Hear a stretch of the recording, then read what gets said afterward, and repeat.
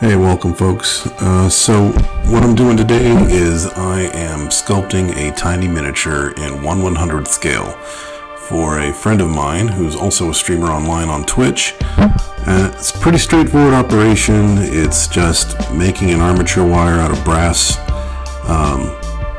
mounting the armature wire in something. In this case, it's going to be champagne cork, or rather wine cork, and then applying putty to the armature wire.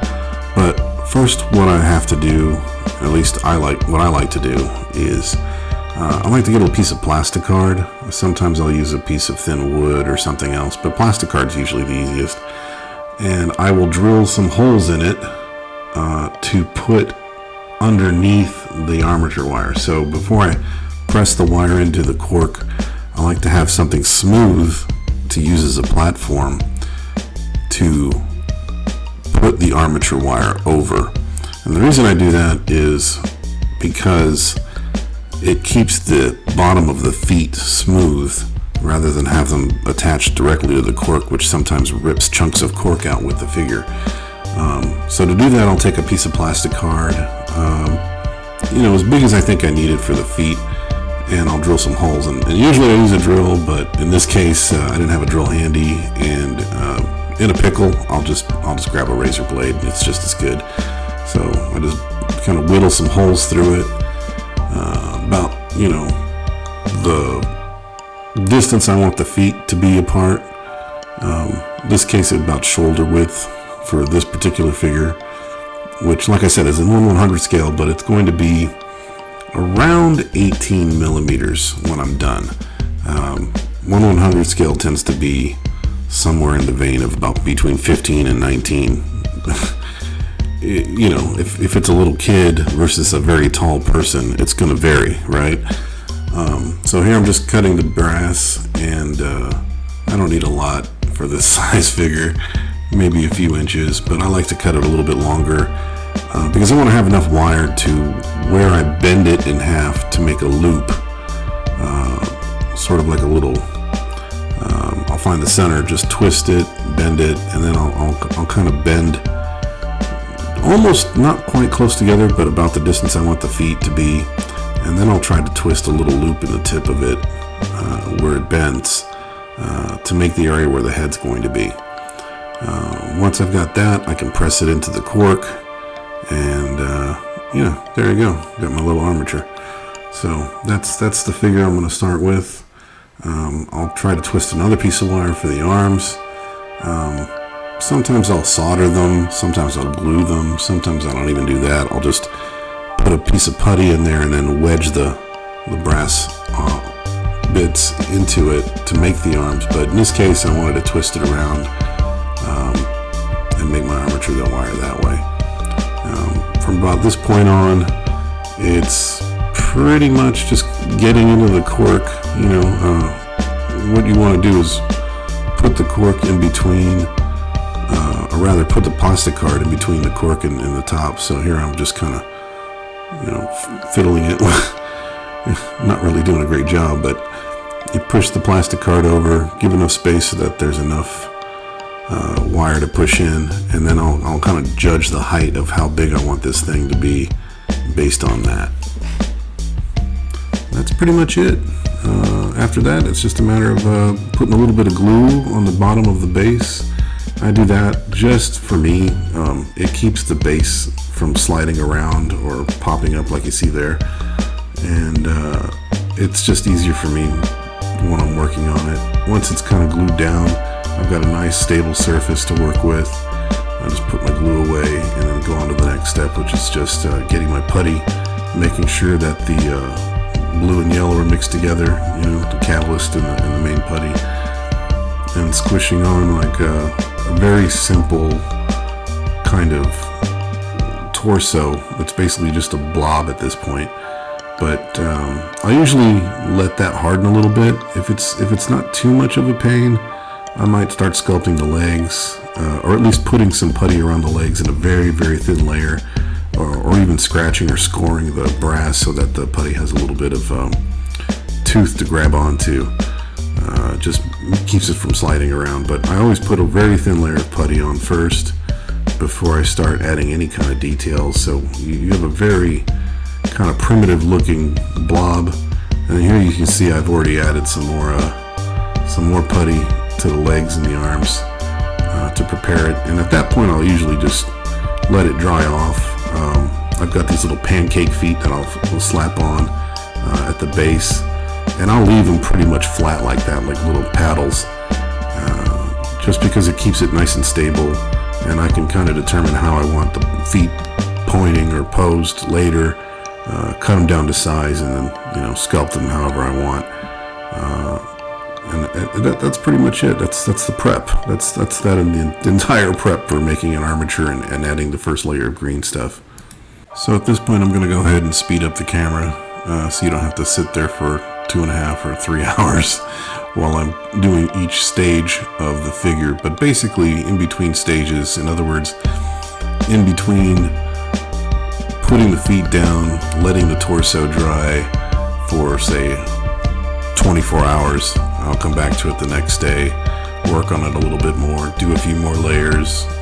If I'm satisfied with the amount of detail on it, I'll stop, let that dry, start the process all over again. So it's just basically building up layer after layer after layer.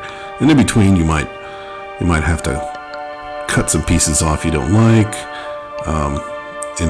In this case I even had to sort of cut off one of the feet, because I don't know at what point I did this, but I pushed down too hard on one of the legs and it ended up looking kind of leaning to one side. So one leg was slightly shorter than the other. I had to remove the foot, pull the wire back up again so that it looked normal. You'll see that later on. I'll be describing it, but it's just a long drawn out process of just building up one layer at a time. And you can probably do several figures at a time, which I ended up doing in another video, but where I'm doing 5 of the same size sculpture at the same time. And it doesn't take any more or less time to do it either. It's just assembly line style.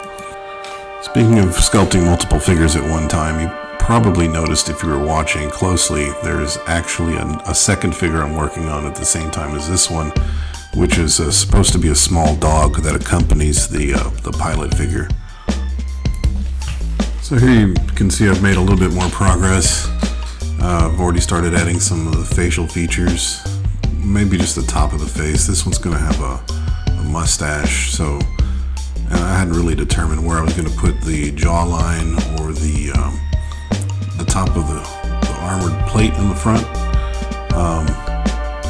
What I was doing was sculpting a mobile suit Gundam pilot, and I'll sometimes use a reference.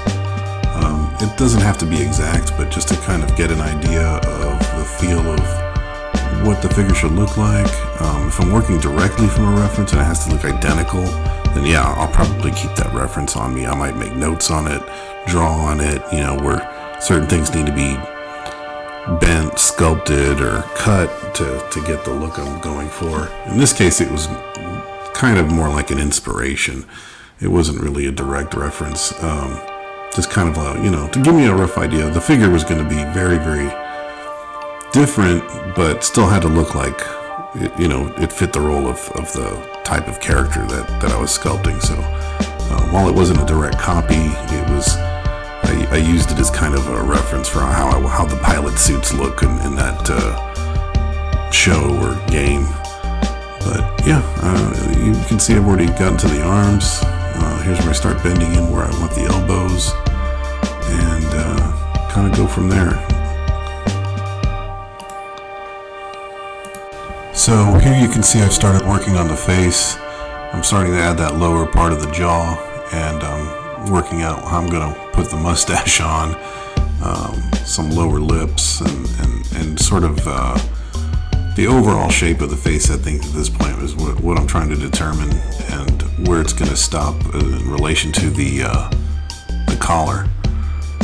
So it gets a little tricky, and once I start getting to this point, mainly because my eyesight isn't that great anymore, I start really getting into the magnification as far as optical assistance goes, here I've got a set of glasses, I've got another 2x set of lenses, and on top of that I've got another, I want to say like a 10x magnification set of lenses. So 3 layers of lenses at this point are in front of my eyes, so I can actually see the face that I'm working on, because it just got so tiny it was like impossible to see with even my glasses on.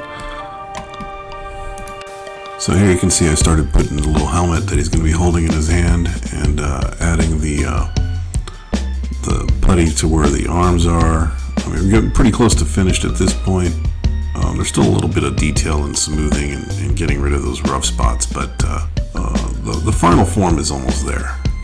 And as I said before, I'm also working on the dog at the same time, so you can see a little update there. So we're nearing the home stretch here. You can see I've got both hands, both arms, everything's on. For the hands, I like to do this sort of like a pancake shape. You basically just put some putty, squish it out real flat, and then once it's dry, I'll trim it down to sort of a trapezoidal shape, you know, something that looks similar to where your palm is going to be, and I'll start adding fingers either separately or as one blob, and then I'll, you know, trim them out with the sculpting tool.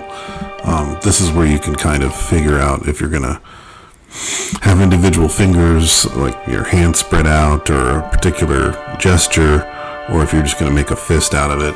But having that little form underneath really helps, and I usually wait for that to dry before I add anything else. Don't forget to like and subscribe if you liked what you saw. If you want to see more, submit some suggestions on some new projects. I've got a bunch of other stuff that I'm sort of building in between things, buildings, stuff for games, you name it. But yeah, you'll be seeing some more stuff coming up soon. I was just really tied up with work and other things going on, and yeah, I'll be posting some more stuff here soon. So I don't know what happened in the last part of the video. I must have lost where I completed it, but yeah, there you go. There's the finished models, primed and ready for paint, and yeah, I'll put up a little paint video later. It should be a lot quicker than this one. Thanks. See you guys later.